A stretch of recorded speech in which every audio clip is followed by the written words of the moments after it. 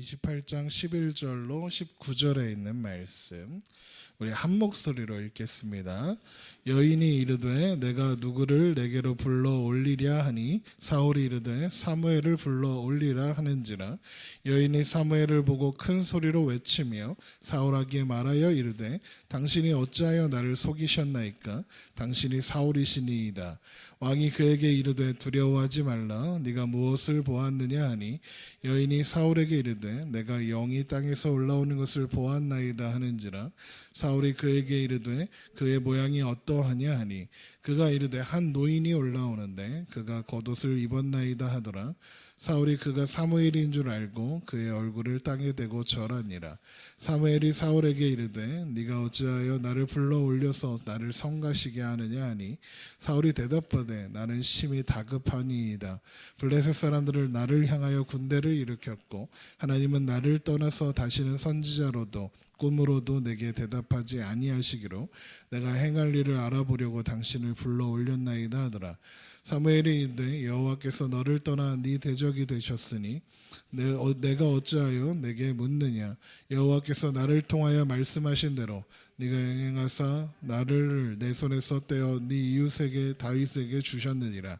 네가 여호와의 목소리를 순종하지 아니하고 그의 진노를 아말렉에게 쏟지 아니하였으므로 여호와께서 오늘 이 일을 너에게 행하셨고 여호와께서 이스라엘과 너와 함께 블레셋 사람들의 손에 넘기시리니 너와 내일 너와 내 아들들이 나와 함께 있으리라. 여호와께서 또 이스라엘 군대를 블레셋 사람들의 손에 넘기시리라 하는지라. 아멘. 오늘도 한없는 은혜와 자비로 우리를 사랑하시되 값없이 사랑하시고 자기 아들을 보내사 우리를 죄와 사막에서 건지시고 영원한 생명의 나라로 사랑의 나라로 옮기신 하나님으로 인하여 기쁨과 감사로 예배하며 나아가는 우리가 되기를 주님의 이름으로 축원합니다. 이제까지의 말씀들을 살펴보면 다윗은 사울과 두 번의 대치와 만남이 있었습니다. 사울을 두 번 살려주었죠. 엔게디 광야 굴에서와 그리고 그 앞에 있는 십광야의 광야 속에서였습니다. 그리고 나서 다윗은 불안해지기 시작했습니다. 언제까지 광야를 헤매야 하는 건지 언제까지 쫓기는 삶을 살아야 하는지 불안해지기 시작했고 그래서 다윗은 고민하기 시작했습니다. 다윗이 고민한 이유는 다른 것이 아니라 끝이 보이지 않았기 때문이죠. 언제까지입니까? 하나님께 물어도 하나님은 대답하지 않으셨나 봅니다. 그래서 다윗은 혼자 고민합니다. 기도를 했으면 하나님의 뜻이 어떻게 하는 것인지 좀 더 기다리라 하시는지 그런 것도 묻지 않고 그냥 혼자 고민합니다.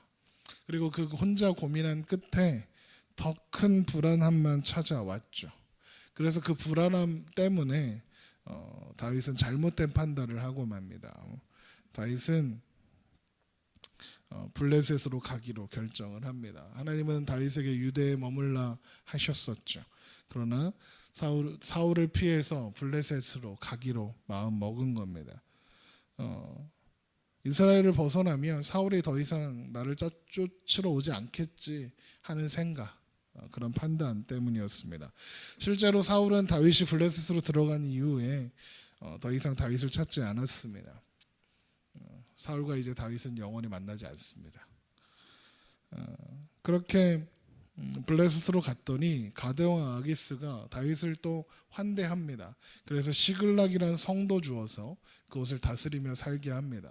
꽤 괜찮은 조건입니다. 광야를 헤매었던 다윗이 이제 한 성의 성주가 되어 머무르게 된 것입니다. 그렇게 다윗이 뜻대로 잘 되어가는 것 같았습니다. 그러나 금방 위기를 만나게 된다는 것을 우리 알 수 있습니다. 블레셋 군이 연합하여 이스라엘을 치려 할 때 다윗으로 하여금 블레셋 군의 연합 합류해서 이스라엘을 공격해라라는 명령을 받게 되기 때문에 그렇습니다. 이 모든 과정들을 살펴보면서 우리가 의아하게 생각할 수 있는 부분이 뭐냐면 하나님이 왜 이번에는 다윗을 막지 않으신가에 대한 겁니다. 하나님 충분히 막으실 수 있지 않습니까? 나발의 사건 때도 아비가일을 보내셔서 다윗이 그 나발의 집안을 다 멸절하는 것을 막으셨습니다. 그럼 이번에도 하나님이 막으시면 될 텐데 그리고 블레셋으로 가는 것이 명백하게 하나님 뜻이 아닌데 왜 하나님은 그냥 그렇게 내버려 두시는가라는 질문이 있을 수 있습니다. 하나님께서 이번에 이렇게 내버려 두시는 이유는 다윗이 블레셋으로 간다고 해서 하나님의 뜻이 안 이루어지고 더디 이루어지는 것이 아니기 때문에 그렇습니다. 하나님은 다윗의 선택과 상관없이 일하십니다. 다윗이 지금 블레셋으로 가는 실수를 범하고 있지만 그 실수에도 불구하고 하나님은 이스라엘에게 주었지만 이스라엘이 회복하지 못하고 있었던 땅인 시글락을 그렇게 회복시키셨습니다. 다윗의 헛벨질이 시글락을 회복하는 그런 길이 되었던 겁니다. 다윗이 세력을 확장하기 위해 있어서 근처에 있는 이방 족속들을 진멸하는 일도 했는데 그가 진멸한 것은 어떤 의도가 있기 때문이 아니라 다만 그가 이스라엘을 공격한 것이 아니라 이방 민족들을 공격했다는 사실을 가드왕 아기스가 알까봐 숨기려고 그렇게 한 것이었습니다. 그런데 그 또한 하나님의 뜻을 이루는 일이었죠. 그러니까 다윗의 계획과 다윗의 목적과는 상관없이 하나님의 뜻은 이루어졌습니다. 그것이 첫 번째 이유고요. 두 번째, 하나님께서 막지 않으신 것은 다윗은 블레셋을 통과해야 합니다. 블레셋을 통과해서 다시 한번 하나님 없는 인생이 얼마나 위험한 것인지, 하나님 인도하심 없이 혼자 사는 인생이 얼마나 두렵고 불안한 것인지, 그리고 그것이 스스로 지혜 있다 하나 얼마나 멍청하고 미련한 것인지 배워야 합니다. 그래서 하나님은 블레셋으로 가는 다윗을 그냥 내버려 두신 겁니다. 그러니까 다윗은 블레셋의 여정을 통해서 하나님 없는 인생은 실패할 수밖에 없다는 것을 배우겠죠. 그렇게 다윗이 블레셋에서 헛발질하고 있는 이야기를 잠시 멈추고 오늘 이야기는 사울에게로 시점이 옮겨갑니다. 사울이 여기 갑자기 나오는 것은 다윗이 블레셋에 간 것과 같은 이유에서 등장하는 겁니다. 사울을 통해서 하나님 없는 인생을 보여주시려는 거예요. 하나님 없는 인생의 결국이 어떻게 되는가. 오늘 말씀 속에서 사울은 하나님 없는 인생의 결국이 어떤 것인가 하는 그 진수를 보여줍니다. 자, 지금 사울은 블레셋 사람들이 이스라엘을 공격하려고 수넴이라는 곳에 진쳤고 이스라엘은 이걸 막으려고 길보아라는 곳에 진치고 있는 상황이었습니다. 그런데 백성들을 이끌어야 하는 사울이요 두려움에 사로잡혔다 하였습니다. 우리 28장 5절을 한번 보세요. 사무엘상 28장 5절입니다. 사울이 블레셋 사람들의 군대를 보고 두려워서 그의 마음이 크게 떨린지라 하였습니다. 이 내용은 조금 이따 살펴보고, 그런데 그 바로 앞에 블레셋과의 대치 상황이 벌어지기 직전에 이런 이야기가 기록되어 있죠. 3절을 한번 보세요. 사무엘이 죽었으므로 온 이스라엘이 그를 두고 슬피 울며 그의 고향 라마에서 장사하였고 사울은 신접한 자와 박수를 그 땅에서 쫓아내었더라. 사무엘이 25장에서 죽었습니다. 그러니까 나발의 사건이 일어나기 전이죠. 그러니까 지금 3절과 4절의 시점은 시간대가 달라요. 3절과 4절은요. 사무엘이 죽었을 때 온 이스라엘이 슬퍼하였는데 거기까지는 똑같은데 사울이 무슨 일을 합니다. 무슨 일을 하냐면 신접한 자와 박수들을 내쫓았다 했습니다. 이거 되게 잘한 일이에요. 왜냐하면 하나님 외에 다른 신을 섬기는 자를 쫓아낸 거잖아요. 그러니까 우상을 타파한 겁니다. 그런데 왜 갑자기 사울이 그럴까요? 사무엘이 죽었는데 사울이 그걸 했대요. 이게 무슨 연관이 있습니까? 이렇게 보면 아무 연관 없는 것 같은데 사울은 왜 그렇게 생뚱맞은 일을 하나요? 얼마 전에는 제사장들 다 죽여놓고 지금 뭐 하는 짓입니까? 왜 이런 일을 하냐면 사울은 두려웠기 때문입니다. 사울도 알아요. 하나님이 자기를 버리셨다는 것도 알아요. 그리고 하나님이 자기와 함께 하시지 않는다는 것도 알아요. 실제로 하나님은 사울에게 말씀하지 않으셨습니다. 그런데 사울이 또 아는 게 있어요. 뭐냐 하면 자기가 아무리 애써도 이스라엘을 내 힘으로 지킬 수 없다는 것도 알아요. 그런데 지금 사무엘이 죽었지 않습니까? 사무엘이 살아있는 동안에는 하나님이 사무엘을 위해서라도 이스라엘을 지키시겠지 생각했던 겁니다. 근데 사무엘이 죽었어요. 그러면 하나님이 나를 안 도와주면 이제 나는 끝나는 겁니다. 그래서 신접한 자와 박수를 내쫓아는 거예요. 왜? 하나님한테 인정받아 보려고. 대답하시지 않는 하나님 앞에 종교적인 열심을 부려서 자신의 목적을 이루려는 거예요. 사울이 이러는 게 처음 아닙니다. 아말렉을 진멸하라 하셨던 명령 앞에서 사울은 그 말씀에 순종하지 않고 자기의 욕심을 위해서 가축에 좋은 것들을 남겨두었던 적이 있었습니다. 그게 사무엘상 15장이거든요. 근데 그걸 책망받으니까 뭐라고 하냐면 여호와께 예배드리려고 좋은 걸 가져온 거다. 누구 핑계 댔습니까? 하나님을 위한 것이다. 하나님 핑계를 댔던 그게 사울입니다. 하나님 말씀에 순종하지 않고 된다는 핑계가 하나님을 위해서 이렇게 하는 겁니다. 사울은 지금 하나님 필요 없습니다. 하나님 뜻 상관없습니다. 그런데 뭐가 필요합니까? 하나님의 힘이 필요해요. 하나님의 능력이 필요한 겁니다. 그래서 지금 그것 하는 거예요. 하나님 나 이렇게 잘하는 것도 있잖아. 그러니까 좀 도와줘. 이런 거예요. 그런 마음을 하나님이 모르시겠습니까? 그래서 하나님은 사울의 그런 잘한 행위에도 불구하고 대답하지 않으시는 겁니다. 왜요? 하나님은 중심을 보시는 분이시니까요. 그런 와중에 블레셋이 쳐들어왔다 하는 겁니다. 사울이 이미 블레셋과 여러 번 싸웠죠. 여러 번 승리도 했습니다. 그런데 이번에는 뭔가 다른 거예요. 뭐가 달랐느냐? 블레셋이 옛날보다 군사력이 세졌어요. 왜냐하면 우리 앞에서 바로 봤잖아요. 블레셋이 그러니까 이제까지 블레셋은 4개의 국가로 나눠져 있거든요. 4개의 도시 국가로 나눠져 있는데 한 나라씩 쳐들어온 거예요. 그런데 이번 전쟁은 달라요. 4개의 국가가 연합해서 쳐들어온 거예요. 그러니까 군사력도 다르겠죠. 그리고 그 숫자도 다르겠죠. 강하고 숫자도 어마어마한 거예요. 그러니까 사울이 보니까 이건 못 이기겠는 거예요. 그래서 두려운 겁니다. 그런데 하나님은 사울에게 말씀하십니까? 말씀 안 하십니다. 우리 28장 6절 보세요. 사울이 여호와께 묻자오되, 그러니까 사울도 지금 급한 거예요. 급하니까 하나님께 물을, 왜 하나님 대답하지 않는 거 알면서도 하나님께 묻는 거예요. 그랬더니 하나님이 뭐라 그래요? 여호와께서 꿈으로도 우림으로도 선지라도 그에게 대답하지 않으셨다. 이렇게 돼 있어요. 아쉬우니까 하나님 찾는 거죠. 우리 같지 않습니까? 내 욕심을 위해서 종교적인 열심을 사용해서 하나님을 이용해 먹고 싶은 거, 그것 말고는 관심이 없는 존재의 모습이 사울입니다. 하나님이 대답하실 리가 없어요. 대답 안 하십니다. 그래서 사울이 선택하는 방법이 뭡니까?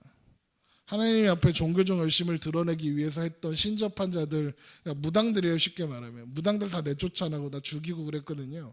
그랬는데 그 사람을 찾아가는 거예요. 신접한 자, 무당을 찾는 겁니다. 인간의 종교적 열심이라는 게 이래요. 자기의 필요를 위해서면 교회든 절이든 무당집이든 가리지 않고 가요. 여러분 어떤 기사를 본 적이 있는데요. 이제 이렇게 점술가들, 무당집 하시는 분들한테 인터뷰를 했더니 3분의 1이 기독교인이래요. 그게 뭐 하는 짓입니까? 자기한테 오는 고객 중에 3분의 1이 기독교인이래요. 그러니까 걔네들은 하나님이고 뭐고 필요 없는 거야. 그냥 비나 뭐라도 된다 그러면 다 가는 겨. 교회 찾다가 무당 찾다가 그러면 좀 부담스러우니까 신령한 목사를 찾아요. 이런 거 있잖아요. 이렇게 막 예언하고 막 협박하는 목사들 찾아가요.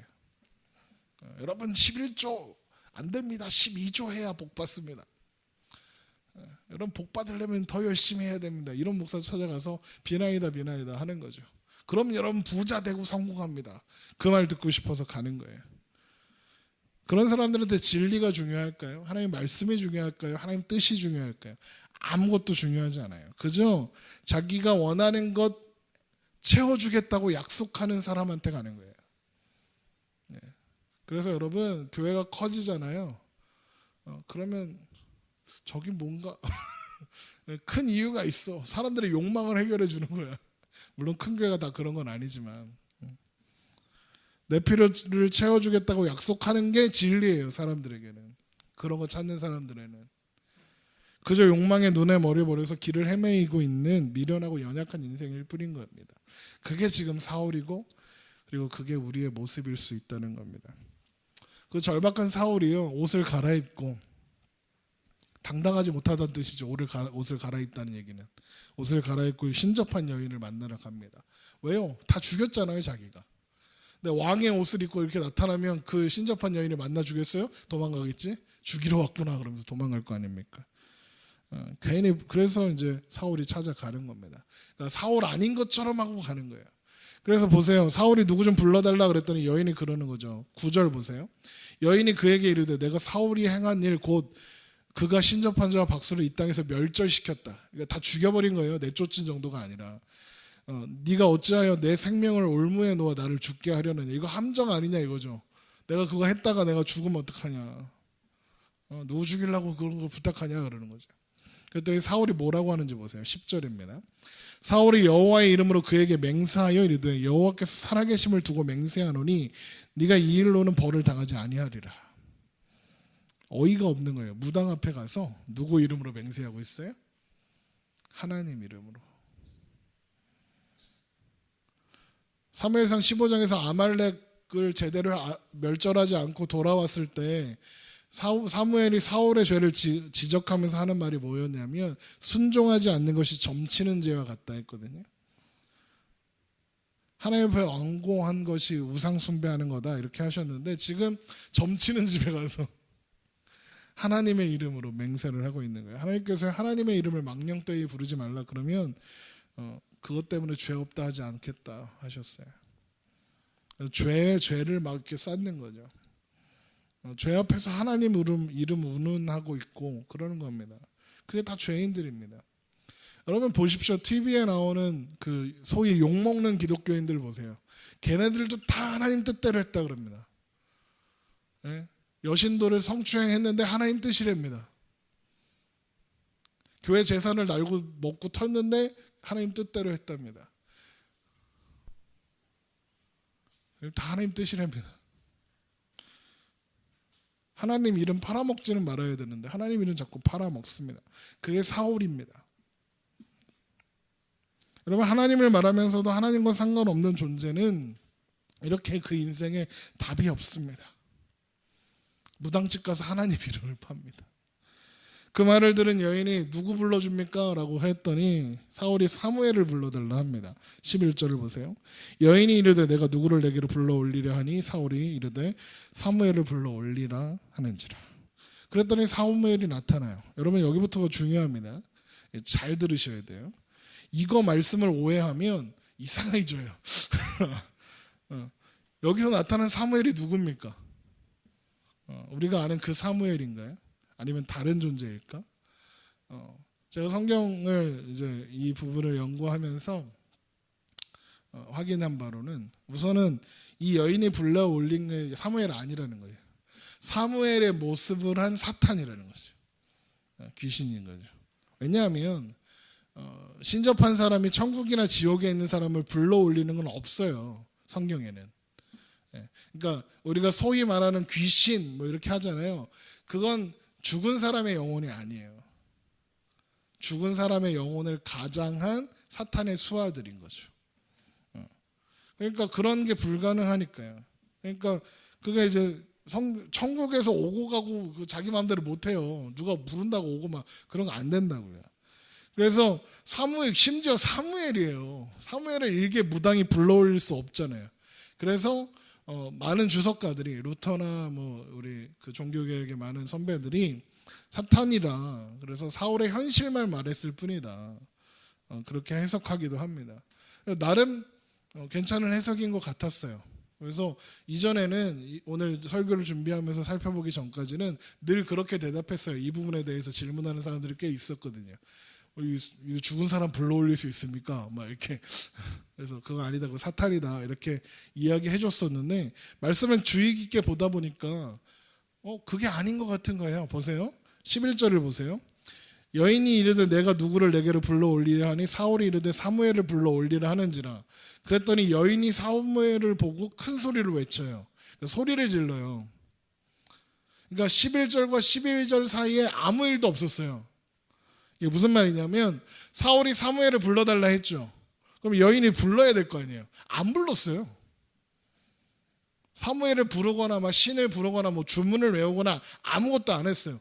그냥 사무엘이 나타난 거예요. 그러니까 여인이 당황해서 소리 지르는 거예요. 깜짝 놀란 거예요. 자기도. 왜? 자기는 안 불렀거든. 안 불렀는데 사무엘이 나타난 거야. 그러니까 얼마나 놀랬겠어요. 그리고 보자마자 사무엘인 줄 알아요. 사무엘인 줄 알고 바로 너는 사울이구나 그것도 알아요. 이해되세요? 그러니까 여인이 지금 안 불렀어요. 그냥 사무엘이 나타난 거예요. 자 13절 보세요. 왕이 그에게 이르되 두려워하지 말라. 네가 무엇을 보았느냐 하니 여인이 사울에게 이르되 내가 영이 땅에서 올라오는 것을 보았나이다 하는지라. 사울이 그에게 이르되 그의 모양은 어떠하냐 하니 그가 이르되 한 노인이 올라오는데 그가 겉옷을 입었나이다 하더라. 사울이 그가 사무엘인 줄 알고 그의 얼굴에 땅을 대고 절하니라. 지금 사울은 사무엘을 못 봐요. 그 여인만 보고 있어요. 자 그런데 누굴 보고 있는지 확인하기 위해서 설명을 해보라 그럽니다. 그랬더니 여인이 설명하는 내용이 뭐예요? 한 노인이 서 있는데 겉옷을 입었다 이렇게 하죠. 근데 겉옷 입었는데 어떻게 사무엘인 줄 알았을까요? 왜냐하면 사울에게 사무엘의 겉옷이 되게 중요했거든요. 우리 사무엘상 15장으로 한번 가보세요.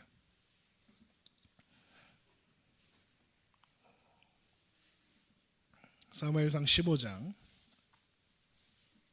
한번 가보세요. 26절입니다. 그 아말렉하고 그거 잘못하고 온 다음에 이제 뻘짓하고 있을 때 사무엘이 이제 너는 이제 나 볼 생각하지 마 이러고 이제 뒤돌아 나갈 때 그때 이제 사울이 사무엘의 가랭이를 붙잡잖아요. 그 얘기거든요. 사무엘이 사울에게 이르되 나는 왕과 함께 돌아가지 아니하리니 이는 왕이 여호와의 말씀을 버렸으므로 여호와께서 왕을 버려 이스라엘 왕이 되지 못하게 하셨음이니이다 하고 사무엘이 가려고 돌아설 때 사울이 그의 겉옷자락을 붙잡음에 찢어진지라. 사울이 사무엘의 옷자락을 찢으며 사정사정했던 일이 있었어요. 그러니까 그 찢어진 옷자락을 보면서 사무엘이 뭐라고 하냐면 이 찢어진 것처럼 당신에게서 당신의 나라를 찢어서 떼어서 당신보다 더 나은 이웃에게 다윗에게 줄 겁니다 라고 했던 것을 기억하고 있어요. 그러니까 겉옷은 되게 특별한 의미가 있는 거예요. 그래서 겉옷 얘기를 듣자마자 사무엘이구나 라고 하고 엎드린 거예요. 보세요. 신접한 여인은 아무것도 안 했죠. 사무엘이 나타났죠. 그래서 여인이 놀라죠. 그리고 이후에 성경 말씀이 그냥 어떤 나타난 노인이 이렇게 한 게 아니라 사무엘이 했다고 되어 있어요. 그러면 얘는 사무엘로 보는 게 맞겠죠. 그런데 그러면 이 사무엘은 뭐냐 했더니 그거예요. 하나님이 보내신 거예요. 여인이 부르지 않았어요. 하나님의 허락과 하나님의 뜻을 전하는 명령을 가지고 마지막으로 나타났다. 이렇게 보는 게 더 설득력 있는 것 같아요. 사탄이라고 하는 것보다. 보세요. 이어지는 사울과 사무엘의 이야기를 보면 그게 더 확실해져요. 15절을 보세요. 사무엘이 사울에게 이르되 네가 어찌하여 나를 불러올려서 나를 성가시게 하느냐 하니 사울이 대답하되 나는 심히 다급하나이다. 블레셋 사람들을 나를 향하여 군대를 일으켰고 하나님은 나를 떠나서 다시는 선지자로도 꿈으로도 되게 대답하지 아니하시기로 내가 행할 일을 알아보려고 당신을 불러올렸나이다 하니라. 사울이 사무엘에게 원하는 게 뭐냐면 블레셋이 군대를 일으켜서 나를 죽이려고 하는데 하나님께서 나를 떠나서 대답 안 하니까 사무엘에도 내가 어떻게 해야지 알려줘야 될 거 아닙니까? 그러는 거예요. 자, 그런데 사울이 하는 말을 들어보세요. 사울한테요 이스라엘 관심 없어요. 나 보세요. 뭐라 그래요? 블레셋 사람들이 나를 향하여 군대를 일으켰고 하나님이 나를 떠나서 나한테 대답 안 한다. 이렇게만 이야기합니다. 그러니까 지금 사울의 관심사가 뭐예요? 나. 이스라엘 뭐 필요 없는 거예요. 나만 관심 있는 거예요. 죄인의 모습이에요. 나만 하는 거. 왕인데 이스라엘을 책임져야 하는 사울이 이스라엘은 온데간데 없고 자기만 지금 신경 쓰고 있는 거죠. 그랬더니 사무엘이 하나님께서 하신 말씀들을 확인시켜 줍니다. 16절 보세요. 사무엘이 이르되 여호와께서 너를 떠나 네 대적이 되셨거늘 네가 어찌하여 내게 묻느냐. 여호와께서 나를 통하여 말씀하신 대로 너에게 행하사 나라를 내 손에서 떼어 내 이웃 다윗에게 주셨느니라. 네가 여호와의 목소리를 순종하지 아니하고 그의 진노를 아말렉에 쏟지 아니하였으므로 여호와께서 오늘 이 일을 내게 행하셨다. 이렇게 하는 거죠. 그러면서 사울의 최후에 대해서도 이야기합니다. 이 19절 보세요. 여호와께서 이스라엘을 너와 함께 블레셋 사람들의 손에 넘기시리니 내일 너와 네 아들들이 나와 함께 있으리라. 여호와께서 또 이스라엘 군대를 블레셋 사람들의 손에 넘기시리라. 진다는 거죠. 블레셋과의 전투에서 패하고 사울과 사울의 아들들이 죽게 된다는 이야기하는 겁니다. 그러니까 사무엘이 지금 사울한테 말하는 내용이 뭐냐? 야, 옛날에 네가 잘 나갈 때 내가 이렇게 될 거라고 말하지 않았냐? 네가 그때는 당당하게 외면해놓고 왜 이제 와서 나한테 그러냐? 하나님이 침묵하시는데 나보고 어쩌라는 거냐? 하나님이 이전에 말씀하신 대로 이스라엘을 너와 함께 블레셋에 넘길 거고 그래서 너와 내 아들들이 죽을 거야 라고 하시는 거예요. 여러분, 사울은요 하나님 없는 인생의 전형을 보여주고 있는 거예요. 하나님 없이 사는 인생은 망하고 있으면서도 하나님 이용해 먹으려고 하는 존재입니다. 하나님 없이 사는 인생은 이기적인 존재고요. 하나님 없이 사는 인생은 하나님의 이름을 막 써먹는 인간들입니다. 그런데 하나님이 속으시겠습니까? 하나님 속지 않으십니다. 그 마음을 모르실 리 없는 하나님이십니다. 사람은 자기가 똑똑한 줄 압니다. 스스로 너무 똑똑해서 하나님의 뜻과 하나님의 인도하심에 순종하는 것보다는 하나님이 내 뜻대로 내 계획대로 움직여 달라고만 합니다. 사울은 왕으로 세워진 이후로 늘 그래 왔습니다. 할 수만 있으면 하나님을 속이려고 했고 할 수만 있으면 속였다고 믿었습니다. 근데 그게 잘 안 되면 백성들이라도 속였습니다. 하나님이 나를 지지해 준다 이거 속여 먹으려고 했습니다. 그래서 무당들도 내쫓고 막 그랬습니다. 그런데 자기 마음에 들지 않는다고 하나님의 제사장들 다 죽인 그게 사울입니다. 자기의 욕심을 위해서라면 자신을 위해서라면 뭐든지 하는 존재가 사울이고 그게 죄인된 사람들의 모습이고 죄인의 모습인 겁니다. 그리고 그게 우리들의 모습이었습니다. 여러분, 하나님 없이 사는 인생은 그렇게 실패할 수밖에 없습니다. 우리는 사울을 통해서 그걸 봐야 해요. 하나님 없으면 이렇게 실패하는구나, 이렇게 망하는구나, 이렇게 추해지는구나. 여러분, 우리는 그렇게 실패할 수밖에 없는 존재들이었습니다. 하나님께서 그래서 그 실패한 인생들 앞에 가장 연약한 자를 선택해서 보내시는 겁니다. 스스로 뛰어나서 구원받고 스스로 뛰어나서 무언가 된 일이 없음을 보여주시려고 연약하고 미련하고 인기 없고 못생기고 꼬마인 다윗을 부르셔서 왕으로 세우신 겁니다. 다윗이 대단한 존재가 아니라 똑똑하다고 하는 것들이 실패했다는 것을 보여주려고 다윗을 세우시는 겁니다. 이사야서에 보면 오실 메시아에 대해서 이렇게 묘사합니다. 우리 이사야 53장을 한번 가서 보겠습니다. 이사야 53장 1절입니다.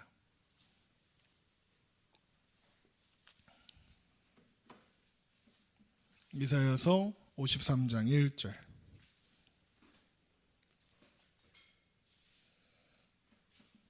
이사야서 53장 1절입니다.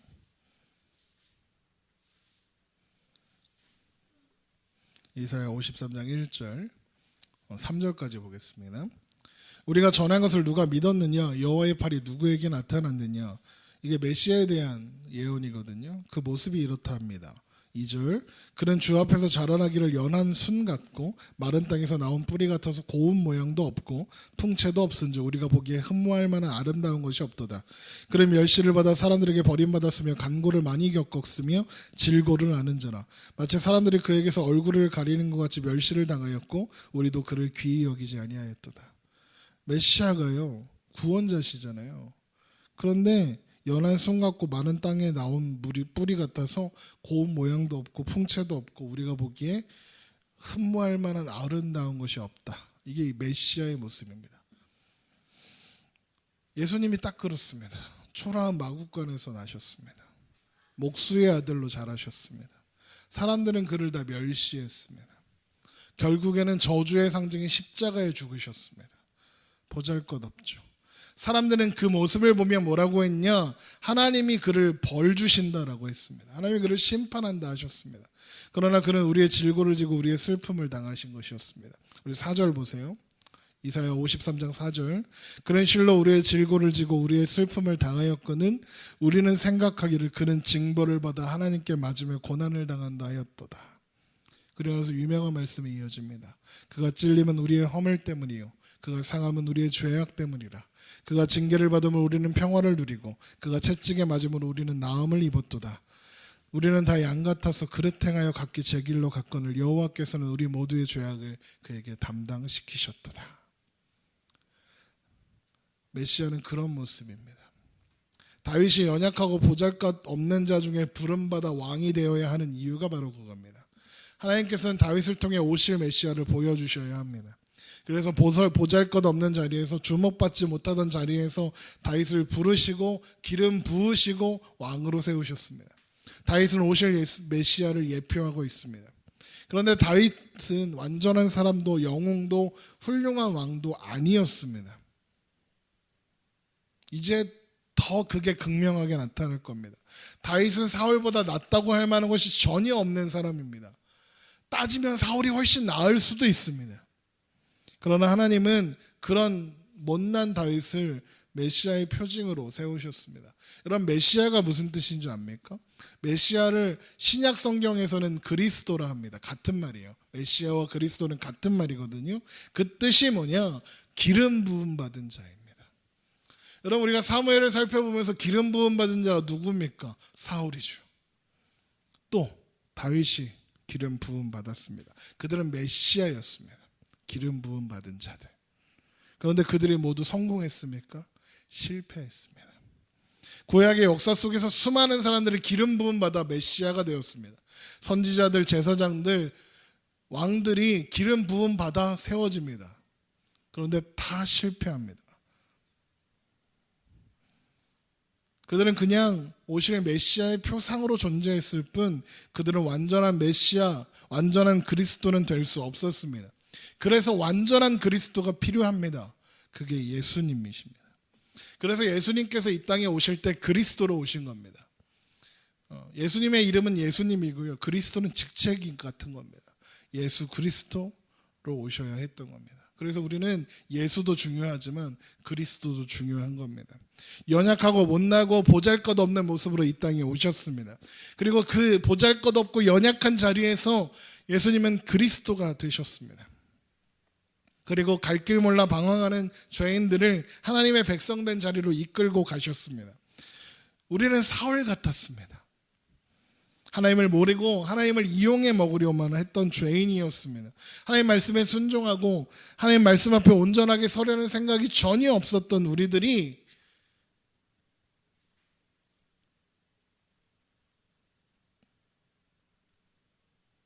죄인의 끝에 서 있었습니다. 그런 우리를 위해서 미련하고 약한 것을 밀어 넣으셨습니다. 그러나 그것이 미련한 것도 약한 것도 아니었다는 것이 이제 확인되었습니다. 우리를 영원히 끝날 것 같지 않았던 죄와 사망의 굴레에서 그 미련하고 약한 것이 우리를 해방하였으니까요. 우리 고린도전서 1장을 한번 보겠습니다. 고린도전서 1장 18절입니다.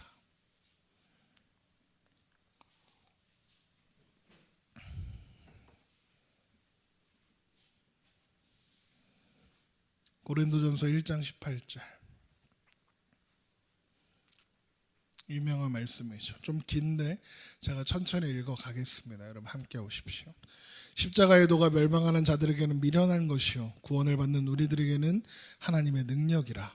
기록된 바 내가 지혜 있는 자들을 지혜를 멸하고 총명한 자들의 총명을 폐하리라 하셨으니 지혜 있는 자가 어디 있느냐 선비가 어디에 있느냐 이 세대의 변론가가 어디에 있느냐. 하나님께서 이 세상의 지혜를 미련하게 하신 것이 아니냐.